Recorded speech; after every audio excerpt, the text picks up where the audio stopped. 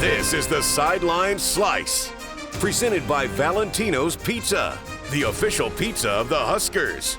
Here's your host, Jessica Coody, and Husker Radio Network analyst, Jeremiah Sirles. And welcome into a December edition of the Sideline Slice. A little bit different conversation than we've had since we started this podcast here this time around. Alongside Jeremiah Sirles, I'm Jessica Coody. How about that? We've got a bowl game to talk about here in December, Sirles. Yeah, it's fantastic. Usually we're talking about what the winter program's going to look like and how we're excited for next year and the coaching changes that are going to build. But no, we got a football game to talk about. Going to go to New York, Yankee Stadium, Boston College. I'm excited. Well, there's been lots of news that's unfolded since we've last chatted. And let's start with, I guess let's go in chronological order. And the defensive coordinator, you're a big fan of Tony White. We all were a big fan of Tony White. Let's get back to Florida. First of all, what was your initial reaction on Tony White's departure? And again, just the timing of it and what your initial reaction was. I'm happy for Tony. You know, it's hard for me to be upset with guys or coaches or whoever that want to change and want to go do something for them, right? So you always cheer for people that left the program better than they found it, right? And Tony White came in here and changed the face of the black shirts and what they stood for and how they played defense. And all of that was in question when Matt Rule took the job. And in 2 years, he was able to flip it completely on its head and really show a dominant performance, no rushing touchdowns allowed at home, and changing the 3-3-5 and all of that. So was I sad to see him go? Absolutely. Am I happy for him? I'm always happy for guys that want to go and chase whatever dream they're chasing. So, yeah, definitely a big bummer not to have him on the staff anymore. But, you know, excited for the future of what that defense is going to hold with the foundation that he's built and the guys he's built with it. Well, you're familiar with the guy that Coach Rule named as his replacement, John Butler. You were with the Bills organization at the same time that he was, and you were excited when the Huskers brought him on to coach the defensive backs. So what are your thoughts on now him moving into that defensive coordinator role? Yeah, super excited for him. You know, anytime you can bring NFL coaching, just like you want to bring NFL talent player-wise, you want to have NFL coaching talent too. You've coached at the elite of the elite.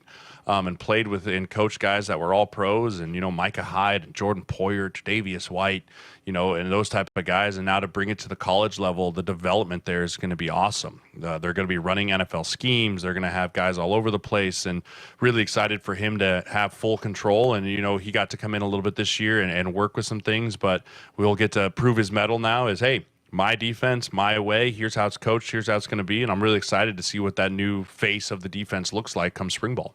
Don't you? I've said this, you know, since the news unfolded, and Coach Rule had said this on signing day, you know, not to panic. He's a defensive guy. He's been a defensive guy. You know, he was playing defense in the Big 12 when defense wasn't being played in the Big 12. I was not concerned at all that he was going to figure out what the best thing for this program was to continue to play good defense. Yeah, and I mean, let's not kid ourselves. We all knew that Tony White was on borrowed time. Right. Yeah. I mean, we all knew after the year that he had last year, the year he continued to have this year, that it was he was in the succession line to go somewhere where, you know, way Florida State's going right now. Wouldn't surprise me if they said, hey, Tony, Norvell's not long for this world, right? Like, hey, this might be your gig here in a while, right? You never know what's made in those conversations. And so, you know, I think part of bringing Butler in when he did was having that succession plan of, hey, I don't want to have to hit a panic button when Tony White goes and takes a different job or becomes a head coach or whatever it might be. I want to have someone I can promote from within, in-house, knows our players, knows our scheme, been around in the recruiting meetings all through the year. And so there's more of this seamless transition instead of going out and having to go through a hiring process and bringing people in and finding the right fit from a personality standpoint, from an X's and O's standpoint, and all of that in between. I think Rule foresaw this. I think that's why Butler was brought in, and I think that's why he now has this position coaching job, because him and Rule have now worked together for a year, and now it's going to continue to be a collaborating effort going forward. Absolutely. Well, Terrence Knighton also departs to Florida State as well, and we're all sad about that. He's a guy that we've been so impressed with from the start. I mean, 2 years ago, before the season, we're sitting here saying the D-line's going to be a problem, and then Terrence Knighton said, I got something to say about that, but just a really great developer of talent, and had really built that room up. would appear at this point that there are a couple in the portal that might follow him to Florida State, but some of that young talent would appear are going to stay put. But I guess let's first of all talk about Terrence Knighton's departure and how big of a loss that is. That's a big loss. You talk about coordinator departure, and that's a big one, but it's really the position coaches that are the true developers of the player. And Terrence Knighton has proven that he is a great developer. And those are the ones that are hard to let walk out the door. The ones that love the kids. You've seen the improvement, the way that the kids play for him and the effort in which they play for that guy and the results in which he's given. That one definitely stung to let him walk out the door. But again, happy for the guy. Never going to wish ill will on a coach that wants to go try and do his own thing somewhere else. And Tony White's his guy. Totally get the loyalty piece there. But definitely someone that you wish we could have kept and found a way to keep around the building, because he's definitely a really, really good developer. As we are taping this, no official news yet, but it would appear that Coach Rhule's probably going to try to tap into someone that has the NFL experience. How important is that when you talk about, obviously Terrence Knight had his career in the NFL, but when you start talking about getting guys developed and to the next level, how important are those NFL ties for that defensive line? They're huge. You want to be developed, and obviously every single college player that comes in, his ultimate goal is to go play in the NFL. So you want to learn and develop from guys that have been there, right? It's the same reason I went into my profession, right? Hey, I'm an agent now because I've been where you want to go. Let me help you get there. It's the same thing when you have a position coach, and it's working recruiting. It's working while you're there. You have to keep recruiting your guys as they're still there and prove your worth to them year in and year out. So I think having that NFL ties is going to be a huge piece there. And also, the more NFL guys you can have around, the better. Yeah. I'm a firm believer of, you want to have the guys that have walked the walk, talked the talk, played at the elite of the elite, be there and help guys learn to walk like them, talk like them, be like them, because that's ultimately how you have a good football team, is you have good players. Well, let's flip things over to the offensive side of the ball, and making it permanent, going to move officially into that offensive coordinator role is Dana Holgorsen, and we saw tremendous improvement just in the 3 games that he took over the reins. Your reaction to that, and Coach Rhule signing on Coach Holgorsen?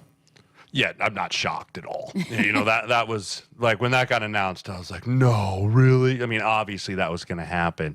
But I think it's a great move. Obviously Dana's got a ton of experience in the college coaching world from being a head coach, now an offensive coordinator. You saw the improvements he was able to make in just a few weeks being here. My excitement level's through the roof, even for the bowl game. Right, the bowl game of, hey, it's just not a couple weeks of frantic game planning trying to get in, but now you have a month of development of really getting into the playbook, really getting into the weeds, him actually learning the players' names and being able to get things going here. I think the bowl game is going to be a tremendous showing of what the future is going to hold for this offense. And then obviously you head into spring ball and be able to install more. Him and Dylan, I think, are going to be a great fix together. I'm really, really excited about Dana Holgorsen taking over the play calling roles. Well, we talked to him on signing day, and I asked him about, why make this decision, because he said he didn't know. He just got the call, hey, come help, and then he knew. You never know. He might have had another opportunity, but to stick around here, he said, I felt like we should have won the last 3 games, and just felt like there was a lot of improvement that this group could have made and could continue to make, and you can tell he's fired up to coach in this bowl game and to have his kind of be molding this offense throughout these few weeks of bowl prep. You can tell he's pretty fired up to be able to coach another game this season, because he felt like they left a few out there to close out the season. And also, coaches are like drug addicts. They get out of the world a little bit and they think this is okay, everything's all right. And then the second they get back around football and coaching again, they just can't help themselves. They're all the way back in, right? And I think that was probably a little bit of Dana too. Is, like, hey, this is nice, relaxing. I'm watching college football. And then the second he got back in a film room and got those cowboy collar clicker back in his hand and was running film around, he just was hooked again instantly. And how couldn't you be when you have a quarterback that you get to work with that's young, tremendously talented, has everything out in front of him that you get to help shape and mold. And you look at some of the young receivers in this room, you look at some of the young running backs and some other pieces that are coming in and going to go get some of the transfer portal. Like, this is a great spot to be to reignite that fire and that coaching atmosphere that he had, because he said he was bored, right? Coaches are bored. They want to come back in. They're not bored anymore. There's plenty to do, and I really think that he truly is excited to be here, and that's the kind of coaches you want to have around. Well, one of the additions that he made when he talked to Coach Rule about assembling the staff is he brought in a wide receivers coach, Michael Schwartz Jr., comes from Kentucky, and one of the young up-and-comers, great recruiter. And Coach Holgerson, I want to get my guy in to coach those receivers. I think this is a great hire. And again, when you start talking about an offensive coordinator trying to establish a system, here's somebody that can help him implement what they want to do offensively. Right, and anytime you bring in a new captain, right, there's going to be moving pieces below deck, right? So it's not surprising that he wants some guys that speak his lingo, know how he coaches, know how he wants things done. But yeah, that's going to be a great move, because that receiver room is too talented to have the lack of production that they had this year. Call a spade a spade. There's a lot of talent in that receiver room, a lot of young talent that's up and coming, and he's going to expect big things out of that receiving room. If you watched any type of Houston games in the last 4 or 5 years, the receivers are asked to do a lot. And so I'm excited that he's able to bring someone in that he has a lot of faith in, that he can turn over to a coach and not have to worry about, hey, what's being said in that room, what's being taught. I have other things I need to focus on. He's going to be able to rest assured, because I have my guy in place to coach those young guys.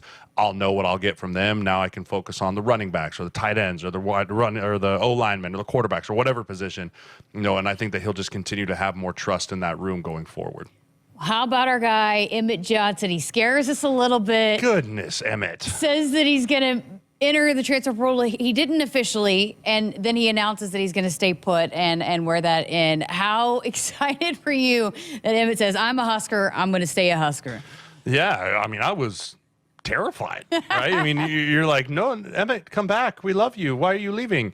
Right? And, some of that might be posturing and negotiations, and that's part of what college football is going to become and is becoming now is, there is negotiations for NIL and salary and the whole bit. And so, hey, more power to him. If you can have negotiation power, you're going to use your leverage, but really excited for him to be able to come back. And he was such a spark when Dana took over of the running game. But yeah, very excited he's going to come back, because I think he's going to be a main staple of this Husker offense moving forward. Valentino's, treasured Italian family recipes passed down for generations. Valentino's has become Nebraska's classic Italian tradition and proudly served in Memorial Stadium for over 30 years. The other thing that Coach Rule's talked a lot about is getting that roster size down, and it's going to be it's across college football. There's a lot of programs dealing with this, and you can tell it's really hard on Coach Rule, because there's a lot of guys that he's close with that he doesn't want to let go. That development part of it is huge to Coach Rule. So maybe can you give us a perspective, because I know you were part of a big roster at Nebraska, and then you go to the NFL and those roster sizes are smaller. What does that do? What is that going to do for this program for Nebraska when you start dwindling those numbers down? First of all, it makes me sad. Yeah. It's a hard thing to have to cut a player strictly because of numbers. It's one thing in the NFL when it's like, hey, this is cutthroat, right? It's as cutthroat as it gets. But Nebraska has such a great tradition of walk-ons becoming dudes. Right? Like walk-ons that come in as the 250-pound defensive linemen that end up being starting offensive linemen and going to the NFL years later, or kickers or whatever. There's probably a player at every position, maybe, every position in Nebraska that it started as a walk-on that has become a major contributor to this program and helped win football games down the stretch, that with the subtraction of, the walk-on program and only limiting it to those 20 walk-ons, it's going to hurt. It's going to hurt our programs. It's going to hurt programs across the country. It makes me sad to do, and it's going to put Rule in a really tough position. Well, if you're now that, again, we've talked so much about it, but the transfer portal, it's part of it. And the Huskers are certainly making an emphasis on getting some guys out of the transfer portal. What would, I guess, rank the needs, in your opinion, for this roster moving forward that you think, hey, this coaching staff absolutely has to target and bring in? I think you know what I'm going to say first. Offensive line. We're graduating Bryce Benhart, Ben Scott. We're unsure about Teddy Prohaska coming back. I don't know if Turner Corcoran has decided that he's coming back or not. Micah Mazuka is leaving. right? So there's a lot of depth pieces and a lot of starters that have played a lot of football walking out of this building and heading on to greener pastures for either the NFL or whatever it may be. Or so, depth you can never have enough depth at offensive line. And I've told you this since we started the show, since you've ever met me. You need to have 8 to 10 guys ready to play at week 1. Because you're going to need all 8 to 10 at one point this year, right? We saw Evans, we saw Lutovsky, we saw guys rotating in and out. All of a sudden, Gunnar Gatula's out there, right? There's a ton of different guys and combinations that are going to happen, and you're going to have depth and pieces, and you want competition. You don't want to go into a spring ball or a training camp saying, yep, that's the starter 100% no matter what. You always want that starter going, there's a hungry guy running behind me, and you always want the guy behind him thinking he has a chance to be a starter if he goes out and plays better. So I would love to see us get some young depth position at the tackle position in the transfer portal, and then some inside interior guys too as well. I think D-line too is definitely going to be a need now as well. Yeah, for everything I just said, right? Yeah. You lose Nash, you lose Ty, we lost Jamari Butler goes in the portal. James Williams goes in the portal. I mean, the edge rushers, we pick up the kid from Missouri, but I definitely think we need some big beef inside. Van Poppel cannot play 80 snaps a game. You don't want him to play 80 snaps a game. You want to get some big beef eaters inside as well. So the line position, I mean, obviously if I'm a football coach, I build my team from the inside out. Yeah. I think Rule wants to be a physical football team, which means you build your team from the inside out. So I think heavy emphasis on the O lineman and the D lineman in the portal for sure. So this has been a process, right? Rebuilding that depth on the O-line. We've talked about this for a few years now. They've got some young guys. And when I talked to Coach Raiola a few weeks ago when he was in for his appearance on Sports Nightly, you can tell he's excited about some of these young guys. How much is this now a time where you're starting to see them really turn a corner, especially with these bowl prep practices, that those young guys are starting to click maybe a little bit, starting to figure out how to play at this level? How much you feel that now as that young group, being that someone that went through it? Yeah, well, first of all, that's what bowl prep, man, we haven't had it in 7 years, right? So having bowl prep for young players to come in and develop in this time is so different than spring ball, right? Spring ball is kind of a fresh slate for everyone. Bowl prep, you're still in the heat of practices. Everyone's still powered up and geared up and calloused up. And to have young guys be able to develop in this time is massive. And so I'm really excited for some of these young guys to get this bowl prep time. It also creates a hunger for wanting more bowls, right? Like, oh, this is what this is like. This is fun. Oh, we got to go to a bowl game. We're in New York City in December. This is awesome. Let's do more of this, right? So excited for all those young guys to continue pushing the older guys and start setting a culture that bowl games are the norm. Right? It's not a, wow, we made it to a bowl game. It's like, oh, yeah, we went to a bowl game. We're trying to win conference championships, right? This is the next step, right? The next step of, hey, bowl game. When I came here, and I hate being this guy, I say it all the time, bowl games were never like, oh, are we going to a bowl game this year? Right? Like, it was never a thought. Like, I never once went into a season that was like, our goal, bowl game. Right? That was just the norm. And that's what you have to get back to be considered a winning program. That starts with the young guys coming in saying, when the other young guys come in and they're older guys, be like, no, then we're going to a bowl game. It's just a matter of how good of the bowl it is. Okay, so now that we're here and they are playing in a bowl game, and I remember having these conversations with former players at Oklahoma, just the differences of going into an offseason coming off a win in the bowl game as opposed to coming off a loss in the bowl game. I mean, coming from a guy that lost 3 out of the 5, I can tell you it's a totally different feeling. Yeah. The momentum that you can build off of a bowl game can build you all the way to spring ball, right? That taste of winning your last football game, your last at bat, really drives you to be great in the winter conditioning when it's embrace the suck at 5:15 in the morning in February when it's -5 out and you got to go do GPP or strength coaches or whatever it might be. When you have that taste of winning, it can drive you even more. Not saying that the losing diminishes that. It's just a totally different feeling. So ending on a win is a huge piece that I would love for these Huskers to be able to do. Well, I know we'll probably dive into it more with you as we get closer and closer to kickoff. We also got some picks to make for the college football playoff, so we'll be hearing much more from you. But we did want to just do a check-in. There's been lots of news that we haven't gotten to chat with you about, so I know we'll talk more leading up to prep with Boston College. But appreciate your insight as always, and we'll look forward to talking more bowl games, which is, again, a really nice change this time this year. But appreciate it, and yeah, we'll talk to you soon. Absolutely looking forward. Go Big Red. For Jeremiah Sirles, I'm Jessica Coody. This has been the Sideline Slice presented by Valentino's Pizza, the official pizza of the Huskers. Go Big Red. Valentino's, a slice of home you just can't get anywhere else. What started with a treasured family recipe has become a Nebraska tradition for over 65 years. Proud to be the official pizza of the Huskers.